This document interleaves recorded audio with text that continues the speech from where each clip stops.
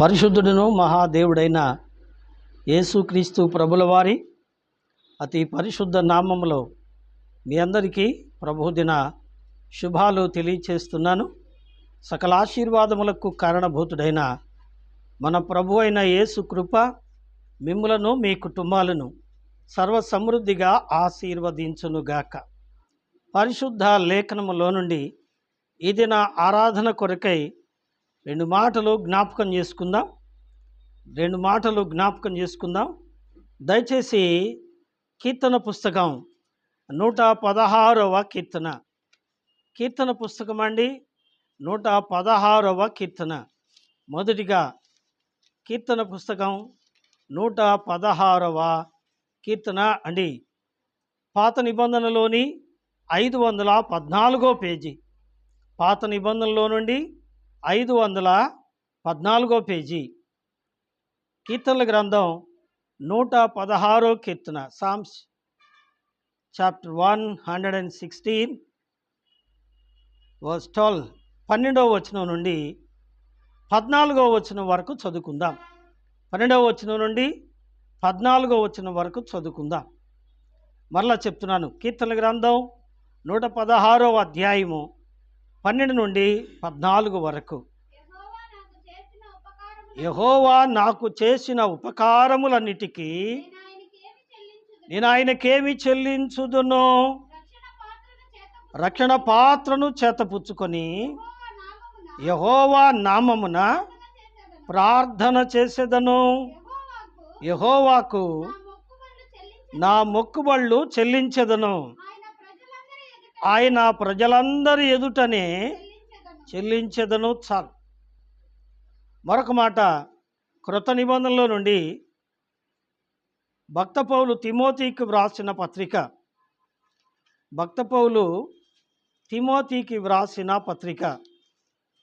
తిమోతికి రాసిన మొదటి పత్రిక అండి. క్రొత్త నిబంధనలో 191 పేజీ. క్రొత్త నిబంధనలో 191 పేజీ చూడండి.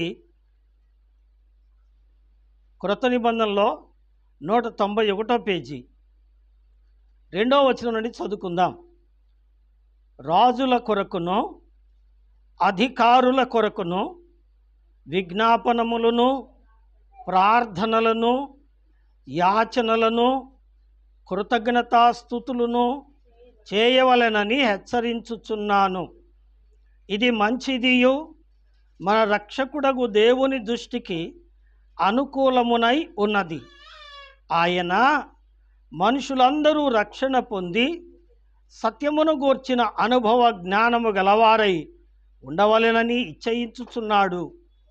దేవుడొక్కడే, దేవునికి నరునికి మధ్యవర్తియు ఒక్కడే. ఆయన క్రీస్తు యేసును నరుడు. ఈయన అందరి కొరకు విమోచన క్రయధనముగా తన్ను తానే సమర్పించుకొనెను. దీనిని గూర్చిన సాక్ష్యము యుక్తకాలమందు ఇయ్యబడిను. చాలు. చదవబడిన ఈ లేఖన భాగమును దేవుడు మన వినికిడిలో ఆశీర్వదించునుగాక. మొట్టమొదటిగా మనం చదువుకున్న వాక్య భాగం జ్ఞాపకం ఉందండి. యెహోవా నాకు చేసిన ఉపకారములకు. యెహోవా ఏం చేసినట్ట? ఉపకారములకు. అందుకనే యెహోవా అందరికీ ఉపకారి. 145వ కీర్తనలో చదువుతాం, యెహోవా అందరికీ ఉపకారి. అందరికీ ఉపకారం చేసేవాడు. ఆయన చేసిన ఉపకారము మనుషులందరికీ అనే సత్యాన్ని గుర్తుపెట్టుకోవాలి. అయితే మనుషులందరూ ఆయన్ని స్తుతిస్తున్నారా? మనుషులందరూ ఆయన్ని ఆరాధిస్తున్నారా అంటే లేదు. ఎందుకు అంటే ఆయన చేసిన ఉపకారాన్ని, ఆయన చేసిన మేలునను గుర్తించువారు మాత్రమే ఆయన్ని ప్రస్తుతిస్తున్నారు, ఘనపరుస్తున్నారు. మిగిలిన వారు దేవుని ఎరుగక పాపంలోనే ఉన్నారు. కానీ దైవ ప్రేమ గమనించారా? దేవుడు అందరికీ ఉపకారి. దేవుడు అందరికీ అనగా భేదం లేదు. ఏ భేదం లేదు. ఏమండి, పాపం విషయంలో కూడా భేదమో లేదు. వాక్యంలో ఉంది, రోమాపత్రిక 6:23లో ఏ భేదము లేదు, అందరూ పాపము చేసి దేవుడు అనుగ్రహించు మహిమను పొందలేకపోతున్నారు. గమనిస్తున్నారా? పాపం చేయడంలో భేదం లేదు, దేవుని ప్రేమలో భేదం లేదు. మనిషి భేదం లేకుండా పాపం చేస్తున్నాడు, కానీ దేవుడు భేదం చూపించకుండా ప్రేమిస్తున్నాడు. ఆయన ప్రేమ ఎంత గొప్పదో తెలుసా అండి? ఆయన ప్రేమ ఎంత గొప్పది అంటే, ఇక్కడ మనం చదువుతున్నాం, ఆయన చూపిన ప్రేమ, ఆయన చేసిన ఉపకారం, ఆయన చేసిన మేలు ఏంటండి? రండి, తిమోతి పత్రిక అండి, తిమోతి పత్రిక 2వ అధ్యాయము, తిమోతి పత్రిక 2వ అధ్యాయము 4వ వచనం, 2వ అధ్యాయము 4వ వచనం. ఈయన అందరి కొరకు విమోచన క్రయధనముగా తన్ను తాను సమర్పించుకొనెను. 6వ వచనం. ఏమండి, ఈయన ఎవరైనా? దేవుడు ఒక్కడే, దేవునికి నరునికి మధ్యవర్తియో ఒక్కడే, ఆయన క్రీస్తు యేసును నరుడు. యేసు దేవుడు ఎట్లా అవుతాడండి అని మనం అనొచ్చు. ఇక్కడ అంటున్నాడు దేవుడు ఒక్కడే, there is only one God. ఏమండి, దేవుడు ఒక్కడే. ఆ దేవుడు ఎవరు చెప్పండి? యేసు క్రీస్తే. ఎందుకంటే ప్రియ దేవుని బిడ్డలారా, దేవుడు మనుషుడుగా ఈ లోకంలో జన్మించాడు. కారణం, దేవుని స్వరూపం ఏంటంట? ప్రేమ. వాక్యంలో ఉంది. తిమోతి మొదటి యోహాను పత్రిక 4వ అధ్యాయంలో మనం చదువుతాం. ఏమండి, దేవుడు ప్రేమ స్వరూపి.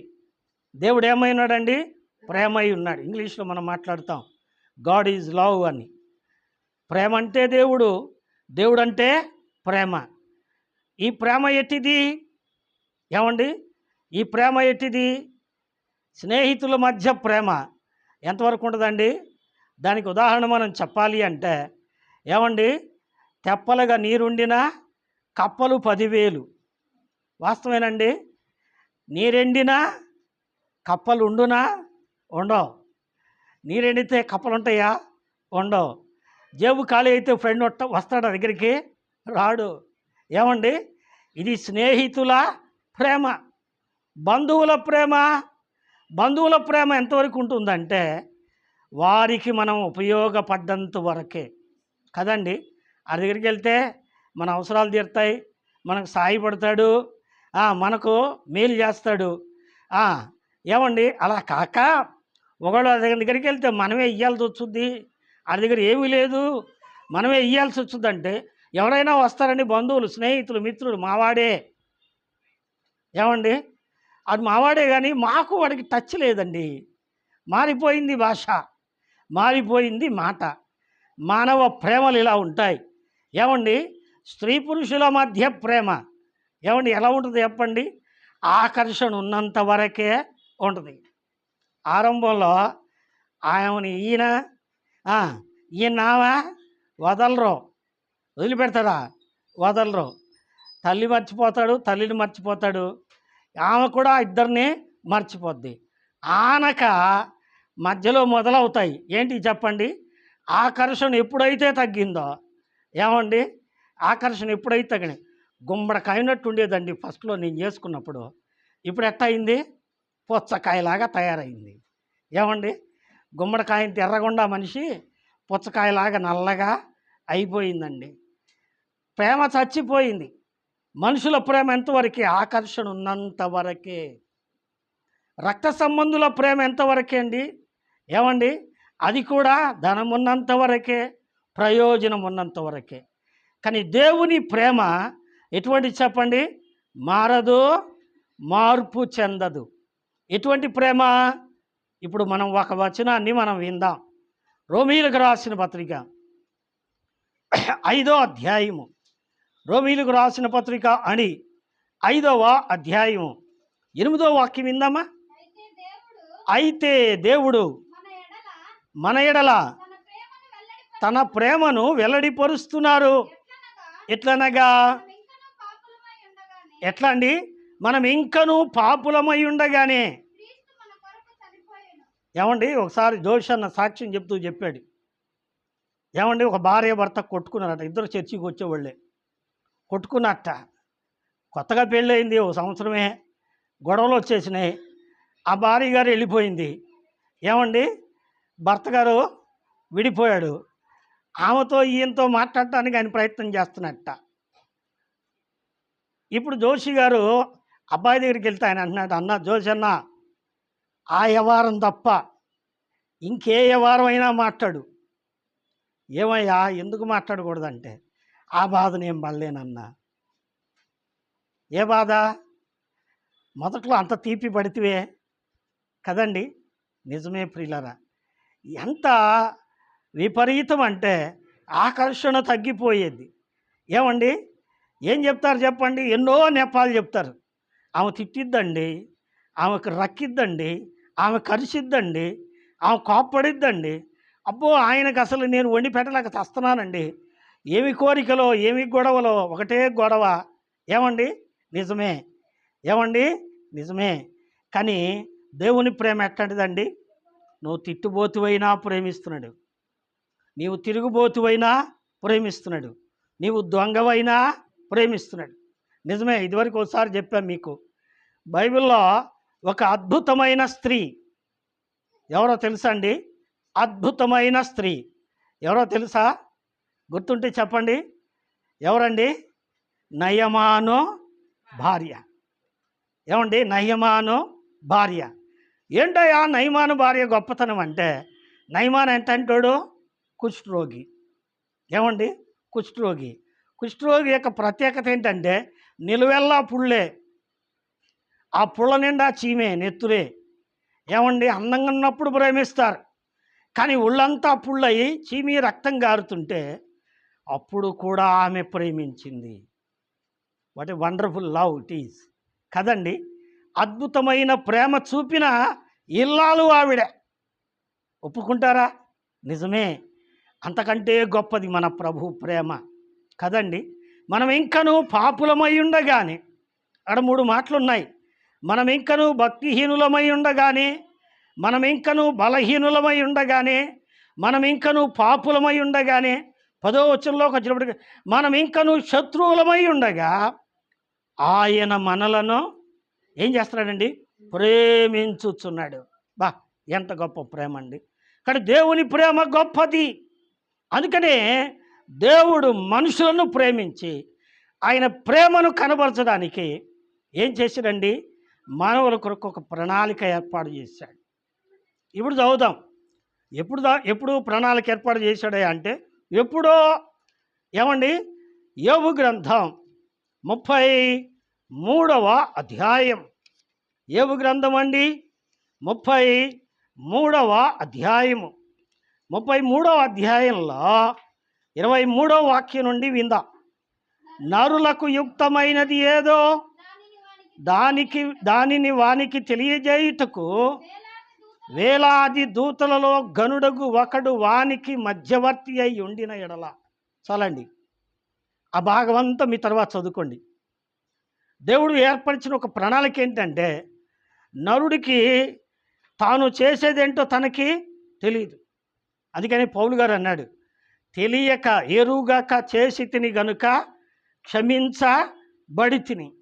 ఏమండి, నిజంగా ఓ అబ్బాయి, నీ గుండెలు పాడైపోతాయి, పుళ్ళు పడతాయి, నీకు ఇష్టమై తీసుకొని తాగయ్యా అన్నారనుకో, సిగరెట్ తాగుతారా?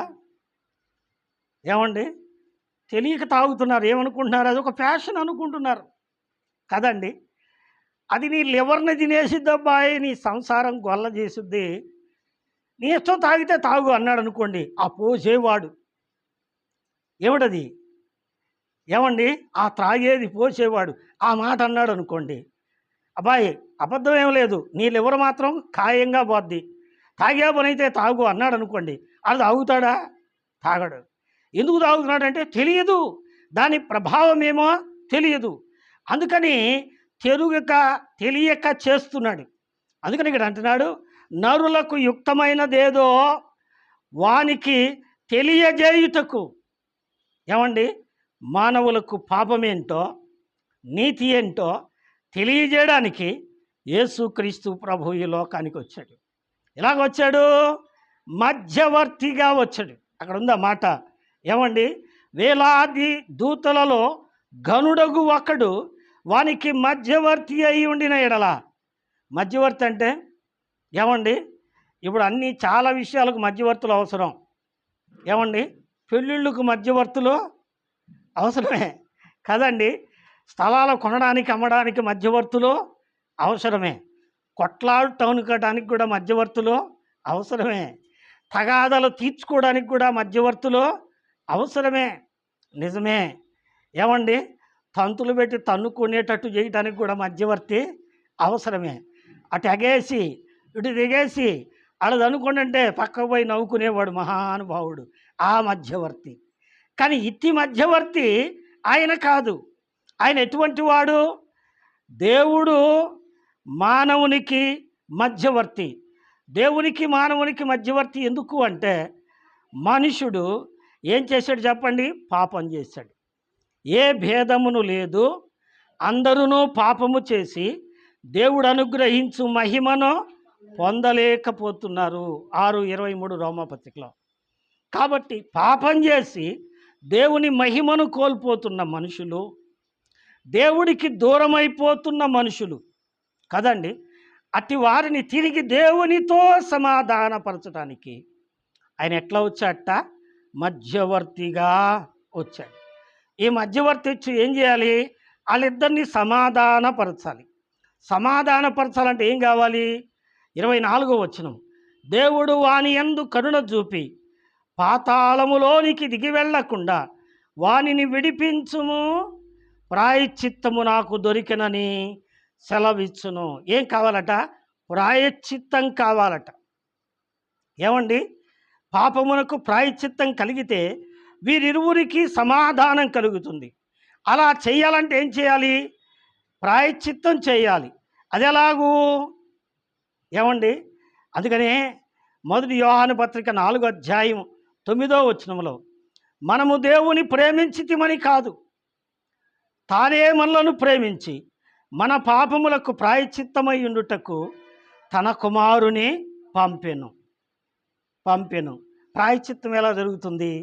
ఏమండి, హెబ్రీ పత్రిక 9:22 వాక్యం, రక్తము చిందించబడకుండా పాప క్షమాపణ కలగదు.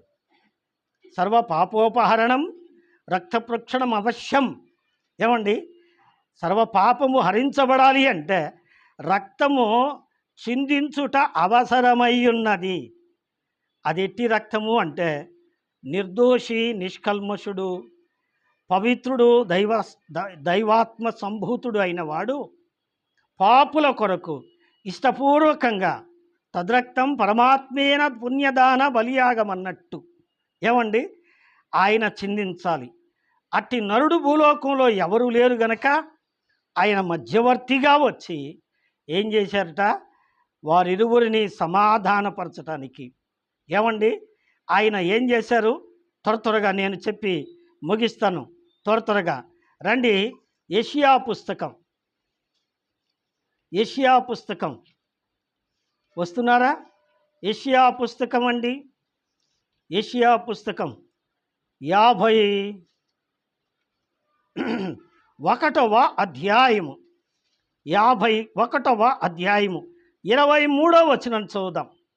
23వ వచనం, నిన్ను బాధపరుచు వారి చేతిలో దాని పెట్టెదను, మేము దాటిపోవునట్లు క్రిందికి వంగి సాగిలపడుమని వారు నీతో చెప్పగా, నీవు నీ వీపును దాటువారికి దారిగా చేసి నేలకు దానిని వంచితివి కదా.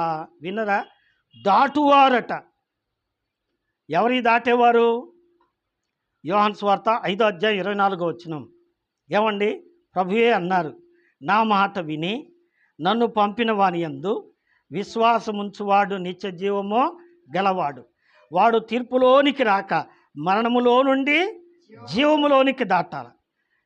మనుషుడు ఎక్కడున్నాడు? మరణములో ఉన్నాడు. ఏమండి, పాపం వలన వచ్చు జీతము మరణం. మరణములో నుండి ఎక్కడికి దాటాలి? జీవంలోకి దాటాలి. మరణములో నుండి జీవంలోకి దాటాలంటే మధ్యలో ఏముందండి? తీర్పు ఉంది. ఆ తీర్పు పేరేంటండి? ఏమండి, పిరికివారు, అవిశ్వాసులు, అసహ్యులు, నరహంతకులు, వ్యభిచారులు, మాంత్రికులు, విగ్రహారాధికులు, అబద్ధికులు, ఇట్టి వారందరూ అగ్ని గంధకములతో మండు గుండములో పాలు పొందుదురు. ఇది ఇది మధ్యలో ఉంది. ప్రకటన 21:8 కదండి. ఇది మధ్యలో ఉంది. ఈ పాపం చేసేవారందరూ అందులో పడాలి. అందులో పడకుండా దాటి వెళ్ళాలి అంటే కుదరదు. అవతల గట్టు జీవం, యువతల గట్టు మనం, మధ్యలో ఏముందండి? మరణం ఉంది. మరణమును దాటించడానికి ఆయన ఏం చేసినట్ట? ఇదే మాట ఇంగ్లీష్లో ఎలా ఉందంటే, నీవు ఈ వీపును దాటువారికి దారిగా నేలకు వంచితివి. You bow down your body అని ఉంది. అనగా వారికి దారిగా నీ దేహమును వంచితివి. అర్థమైందండి? దేహాన్ని వంచాడు. అంటే పాపములో ఉన్న మనిషి పాపమును విడిచి నిత్యజీవంలోకి వెళ్ళడానికి ఏసే మార్గం. ఆ మార్గం ఎలా వేశాడు అంటే, ఏమండి, ఆయన తన వీపును వంచాడు. ఆ వీపు మీద వీళ్ళు నడిచిపోతున్నారు. అర్థమైందండి? ఆ వీపు మీద నడిచిపోతున్నారు. ఎలా నడిచిపోతారు? దాని ఎట్లా తెలుసు? ఏమండి, ఇప్పుడు రండి, అదే యెషయా గ్రంథం 50వ అధ్యాయము. యెషయా గ్రంథం అండి 50వ అధ్యాయము 6వ వచనం. కొట్టువారికి నా వీపును అప్పగించి, మొదటి మాట, వెంట్రుకలు పెరుకు వారికి నా చెంపలను అప్పగించితిని, ఉమ్మివేయు వారికిని అవమానపరచు వారికిని నా ముఖమును దాచుకునలేదు. వినరా? ఇది ప్రాయశ్చిత్త మార్గం. ప్రాయశ్చిత్తం జరగాలంటే రక్తము చిందించాలి. ఆయన ఊరికి వంగితే సరిపోద్దా? కుదరదు. రక్తము చిందించి పాపమునకు ప్రాయశ్చిత్తం కలిగించి వంగితే వారు మీదుగా దాటిపోవడానికి వీలవుతుంది. కాబట్టి అందుకోసం ఆయన ఏం చేశాడట? కొట్టువారికి తన వీపును అప్పగించాడు. ఏమండి, 129వ కీర్తన 3వ వచనం. 129వ కీర్తన 3వ వచనం. దున్నువారు నా వీపు మీద దున్నిరి. ఎక్కడ దున్నారట? దున్నువారు నా వీపు మీద దున్నిరి, వారు చాళ్లను పొడుగుగా చేసిరి. ఏమండి, నిజమే ప్రియులారా, మనకు పరలోకానికి దారి చూపించడానికి పరలోక మార్గమైన యేసు ఆయనే అన్నారు యోహాను సువార్త 14వ అధ్యాయంలో, నేనే మార్గమును సత్యమును జీవమునై ఉన్నాను. I'm the way. ఈ మార్గం ఎట్టిది? తన శిలువ మరణము ద్వారా మనల్ని దాటిస్తున్నాడు ఆయన. ఏమండి, శిలువ మరణము ద్వారా దాటిస్తున్నాడు. ఎలా దాటిస్తున్నాడు అంటే, ప్రియులారా, మన పాపమునకు ప్రాయశ్చిత్తం చేయడానికి మొట్టమొదటిగా ఏం చేశాడట? ఇక్కడ రాస్తున్నాడు, కొట్టువారికి ఏం చేశాడండి? నా వీపును అప్పగించి తిని. ఏమండి, వీపు అంటే బరువు మోసేది, బలమైనది అని అర్థం. ఏమండి, ఇంతకుముందు, ఇప్పుడు అంత అవసరం లేదు కానీ అన్ని ట్రాలీలు వచ్చినాయి. ఇంతకుముందు బియ్యం బస్తాలు మిల్లులో మొయ్యాలంటే ముఠా వాళ్ళు దేని మీద మోస్తారండి? వీపు మీదే. 100 కేజీలు బస్తా కూడా భుజాన వేసుకొని వీపు మీద వేసుకొని మోసుకుపోయేవాళ్ళు. భారము మోయుట. ఏమండి, భారము మోయుట. ఆయనే అన్నాడు, ప్రయాసపడి భారమును మోసుకొనుచున్న సమస్త జనులారా నా యొద్దకు రండి, నేను మీకు విశ్రాంతిని కలుగజేస్తాను అన్నాడు. మత్తయి సువార్త 11వ అధ్యాయం 28వ వచనం. కాబట్టి ఆ పాప భారమును ఆయన మీద వేసుకున్నాడు. ఆయన వీపు మీద వేసుకున్నాడు. వీపు మీద వేసుకుంటే పాపభారం ఎలా తొలగిపోతుందయ్యా అంటే, ఆ పాపం కడిగి వేయడానికి ఆయన ఏం చేశాడంట, తన వీపును నాగేటు చాళ్ల వలె దున్నాడంట. ఎవరు దున్నారు? ఇప్పుడు చెప్పాలి. ఎవరు దున్నారు? ఏమండి? యెషయా గ్రంథం 53వ అధ్యాయము 10వ వచనం. అతనిని నలుగగొట్టుటకు యెహోవాకు ఇష్టమైన. ఎవరికి ఇష్టమైంది? యెహోవాకు. నలుగు కొడుతుంది ఎవరు? తండ్రే. ఆయనే. తండ్రి అంటే ఎవరు? యేసే. యేసు తన్ను తానే కొట్టుకుంటున్నాడు.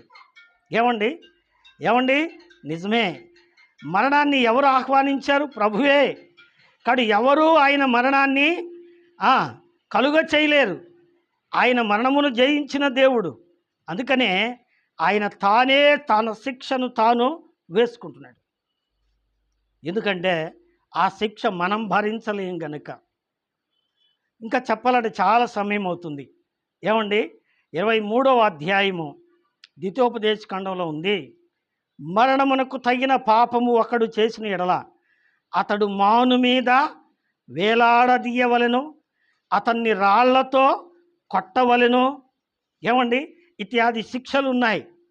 కాబట్టి ఆ శిక్షలన్నీ భరిస్తే తప్ప పాప క్షమాపణ రాదు.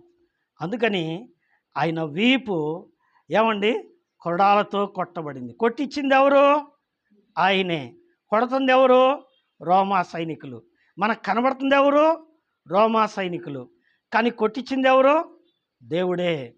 ఎవరి కోసం? మన కోసమే. ఎందుకోసం? మన శరీరం ఈ శరీర కోరికలు ఆపుకోలేక కదండి. ఆ శరీర కోరికలు ఆపుకోలేక క్రమము తప్పి అక్రమంగా చేసిన ప్రతి శరీర సంబంధమైన పాప కార్యాల కొరకై ఆయన శరీరమంతా కొరడాల చేత నాగేటు చాలువలే దున్నబడింది.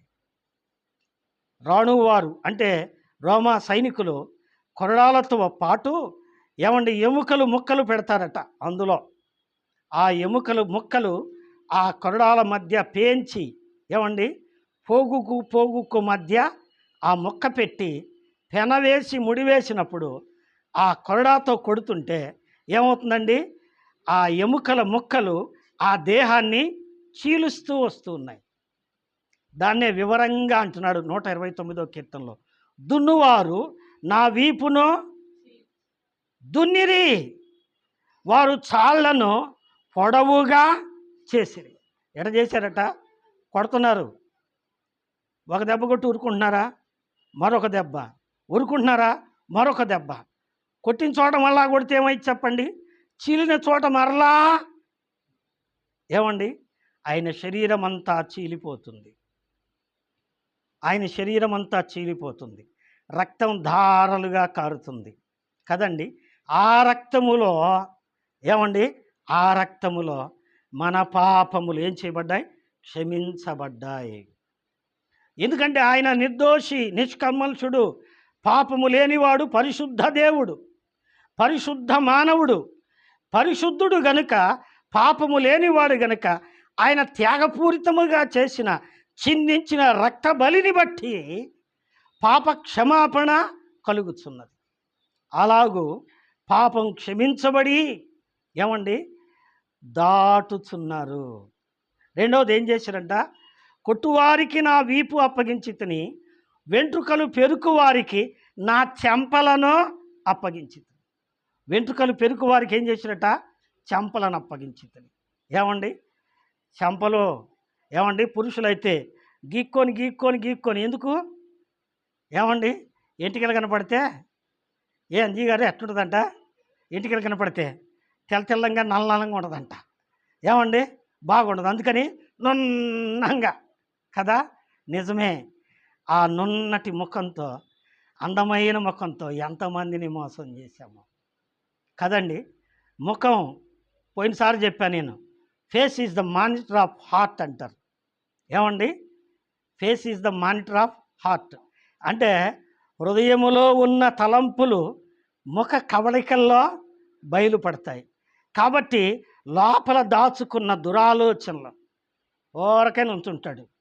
ఏమండి, వస్తా పోతున్న ఆడవాళ్ళ మీద ఎన్నో ఆలోచనలు చేస్తాడు మహానుభావుడు కదండి. ఎంత ఘోరమైన బ్రతుకులో. ఏమండి, వాళ్ళలో తన అక్క ఉందని అనుకోడా, వాళ్ళలో తన చెల్లి ఉందని అనుకోడు. ఎందుకంటే మహానుభావుడు కదా ఆయన. నిజమే, దేవునికి స్తోత్రం.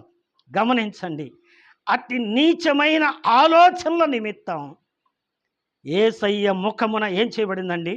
ఉమ్మివేయబడింది. ఛీ, దరిద్రుడ, ఎంత చండాలపు ఆలోచన. అందుకే ఆయన తల మీద ముండ్లతో కిరీటం అల్లింది. ఏమండి, ముండ్లతో కిరీటం అల్లబడింది. ఏమండి, ఆ ముళ్ళు తలలో గుచ్చుకుంటున్నాయి. ఈ ముఖం అంతా ఉమ్మితో నింపబడింది. ఏమండి, పిల్లోడు ఒకవేళ ముఖం తగ్గితేనే తుడుచుకున్నదా కళ్ళు తెరవం. పిల్లోడిని ఎత్తుకున్నాం, ఏమండి, వాడు తుమ్మడం తగ్గడం తర్వాత సంగతి, ఒంటికి కూడా పోస్తాడు కదా, ఒక్కోసారి ముఖానే పోస్తాడు. అది కడుక్కున్నదాకా ఊరుకుంటామా? ఊరుకోం. ఏమండి, నిజమే, దేవునికి స్తోత్రం. అలాగైతే ముఖం నిండా వాళ్ళు ఎంతమంది చెప్పండి? ఎంతోమంది కావాలని కక్షతో, ఏమండి, కక్షతో దైవ సేవకులు చంపారంట. ఏమండి, ఎంత కక్ష వాళ్ళకి. కక్షతో ఆయన ముఖమంతా ఉమ్మితో నిండిపోయింది. ఇప్పుడు ఆయన ముఖం కళ్ళు తెరవాలక్కర్లేదా? ఎంత నీచంగా ఉంటుందో కదా. అంటే మన పాపమంతా నీచమైంది, మన తలంపులంతా నీచమైనవి. నిజమే ప్రియులారా, అవును. గడ్డం పెరుకు వారికి నా చెంపలను అప్పగించి తిని ఉమ్మివేయు వారికి నా ముఖమును దాచుకొనలేదు. ఇంకో మాట, 22వ కీర్తనల పుస్తకం 22వ అధ్యాయము, సామ్స్ చాప్టర్ 22 verse 16, 16వ వచనం. కుక్కలు నన్ను చుట్టుకొని ఉన్నవి, దుర్మార్గులు గుంపు కూడి నన్ను ఆవరించి ఉన్నారు. వారు నా చేతులను నా పాదములను పొడిచి ఉన్నారు. ఏం చేశారట? చేతులను పాదములను ఏం చేశారు? పొడిచారు. దేంతో పొడిచారండి? ఏమండి, ఇనుప చీలలతో ఆ సిలువకు ఆ చేతులను కాళ్ళను బిగించారు. ఇనుప చీల కొట్టినప్పుడు ఆ చీలకు వేలాడుతున్న ఆ కాళ్ళు చేతులు ఎంత వేదన అనుభవించి ఉంటారు. ఎవరి కోసం చెప్పండి? ఏమండి, మనల్ని దేవుడితో సమాధానపరచడానికి మధ్యవర్తి అయి ఆయన చేసిన ప్రాయశ్చిత్త కార్యం ఏంటండి? ఆయన వీపు, ఏమండి, నాకేటు చాలువలే దున్నబడింది. ఆయన వీపు కొట్టబడింది. ఆయన వెంట్రుకలు పెరికివేయబడ్డాయి. ఆయన ముఖాన ఉమ్మివేయబడింది. ఏమండి, ఆయన చేతులను కాళ్ళును ఏం చేయబడ్డాయి? పొడవబడ్డాయి, అనగా ఇనుప చీలలతో గుచ్చబడ్డాయి. ఆయన ప్రక్కలో బల్లెముతో పొడవబడింది. అందుకనే ఆ 51వ కీర్తనలో మనం చదివాం, దాటువారు దాటిపోవునట్టు నీ వీపును ఏం చేశాడట? ఉంచాడు. దాటిపోండి, కొట్టుకోండి, ఏమైనా చేసుకోండి, కానీ మీరు రక్షణ పొందాలి. ప్రభు ఉద్దేశం ఏంటండి? ఏమండి, ఎంత కొడుతున్నా, ఎంత తిడుతున్నా, ఎంత అపాయం కలిగిస్తున్నా, ప్రాణము పోవునంత వేదన కలిగిన సిలువలో వేలాడుతున్న యేసు ప్రభువును చూసి ఏమన్నారు చెప్పండి? ఓయి నీవు దేవుడవైనా దిగిరా, మేము నమ్ముదము అన్నారు. ఆడు దేవుడైతే దిగిరాడా? ఆడు చేతగానివాడు అని కూడా అన్నారు. ఎన్నన్నా కానీ ఆయన తల దించుకున్నాడు, పాడు మాట్లాడలేదు. ఎందుకు చెప్పండి? మన కోసమే. ఏమండి, ఆయన గనక వాదిస్తే మన పాపములకు పాప క్షమాపణ లేదు. అందుకోసం మన కోసం ఆయన బొచ్చు కత్తిరించు వాని ఎదుట గొర్రె మౌనంగా ఉన్నట్టు 53వ అధ్యాయం యెషయా గ్రంథంలో ఉంది. ఆయన మౌని ఆయను, మౌనంగా తలదించుకున్నాడు, మౌనంగా కొట్టించుకున్నాడు, మౌనంగా సిలువకు వేలాడాడు, మౌనంగా ప్రాణం దారబోసాడు, బిగ్గరగా కేక వేసి ప్రాణము విడిచాడు. ఏమండి, అంతకు మునిపే ఆయన చేసిన ప్రార్థన ఏం చెప్పండి? తండ్రి, వీరేమి చేయిస్తున్నారు, వీరెరుగురు, వీరిని క్షమించయ్యా అన్నాడు. తన్ను చంపువారిని సైతము క్షమించమని అడగగలిగిన ప్రేమ అది దైవ ప్రేమ. ఏమండి? ఏ మానవుడికి ఉండే ప్రేమ కాదు, అద్భుతమైన దైవ ప్రేమ. అందుకనే ఏమండి, తిమోతి పత్రికలో మనం చదువుతున్నాం ఏంటంట, ఈయన అందరి కొరకు విమోచన క్రయధనముగా తనను తానే ఏమండి he dedicated, he offered himself, తను తాను బలియాగంగా సమర్పించుకున్నాడు కదండి. నిజమే, దేవునికి స్తోత్రం. ఆయన తన దేహమును వంచి నలుగగొట్టి పరలోకానికి దారి వేశాడు. ఏమండి? అందుకే రోమపత్రిక 8వ అధ్యాయం 1వ వచనం, కాబట్టి ఇప్పుడు క్రీస్తు యేసునందున్న వారికి ఏ శిక్షావిధి లేదు. యేసునందు విశ్వాసం ఉంచిన వారు మరణములో నుండి జీవములోనికి దాటిపోతున్నారు. ఇలాగు చేయటానికి ఆయన తన్ను తాను బలి చేసుకున్నాడు, సంపూర్తిగా అప్పగించుకున్నాడు. ఇంత ప్రేమ చూపించి ఉపకారము చేశాడు. ఎవరికి చేశాడు? ఇప్పుడు ప్రశ్న, ఎవరు చేశాడు? యూదుల కోసమా? అమెరికా వాళ్ళ కోసమా? ఆస్ట్రేలియా వాళ్ళ కోసమా? కరజాతి వాళ్ళ కోసమా? ఏదో ఒక కులం మతం కోసమా? లేదు, అందరి కొరకు. మనుషులు అందరూ రక్షణ పొందవలెనని. ఏమండి? అందుకే ఆయన మనుషులందరూ రక్షణ పొంది సత్యమును గూర్చిన అనుభవ జ్ఞానము గలవారై ఉండవలెనని. ఏమండి? ఆయన అందరినీ ప్రేమించి అందరి కొరకు తన ప్రాణాన్ని ధారపోశాడు. కానీ కొందరే అది ఎరిగి ఆయన్ని ఆరాధిస్తున్నారు. ఎరుగని వారికి కూడా తెలుసుకోవాలి అనేది దైవ ఉద్దేశం. అందుకనే దేవుని బిడ్డరా, ఈ పూట వాక్యం వింటున్న నీవు గమనిస్తే ఆ శిలువ మీద వేలాడుతున్న యేసు ప్రభు నీకు చేతగాని వాడుగా కనపడ్డాడేమో. ఒకవేళ ఏమండి రూపం లేనివాడుగా కనపడ్డాడేమో. అలా ఆయన అవడానికి ముందుగా ఎలా ఉన్నాడు? ధవళవర్ణుడు, రత్నవర్ణుడు, 10,000 మంది పురుషులలో గుర్తింపగలిగినవాడు. అందుకే తిమోతి భక్తునికి రాసిన పత్రికలో పౌలు గారు అన్నాడు, సమీపించరాని మహా గొప్ప తేజస్సులో వసించుచున్న దేవుడు, అంత మహత్యము కలిగిన దేవుడు స్వరూపం సొగసు లేనివాడుగా మానవ స్వరూపి అయి ఇంత శిక్ష అనుభవించడానికి కారణం నిన్ను మరణశిక్ష నుండి తప్పించడానికి. ఎందుకంటే మరణముని నీవు జయించలేవు, అంటే పాతాళమును నీవు జయించలేవు. అందుకని మరణము జయించి పాతాళాన్ని జయించి మోక్షానికి నిన్ను వారసునిగా చేయడానికి ఆయన ఇంత శిక్ష నీ కొరకు అనుభవించాడు. గ్రహించావా? అందుకనే కీర్తనాకారుడు అంటున్నాడు, యెహోవా నాకు చేసిన ఉపకారములకు. యెహోవా అందరికీ ఉపకారి కదండి. ఆయన చేసిన ఉపకారములకు నేనేమి చెల్లించగలను?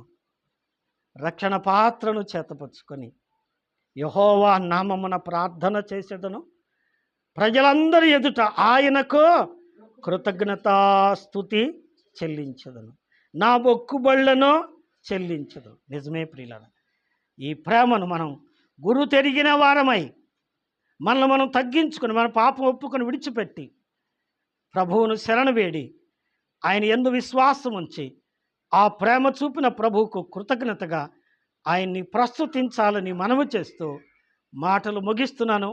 దేవుడు మనందరినీ నిండారుగా ఆశీర్వదించునుగాక. ఆమేన్.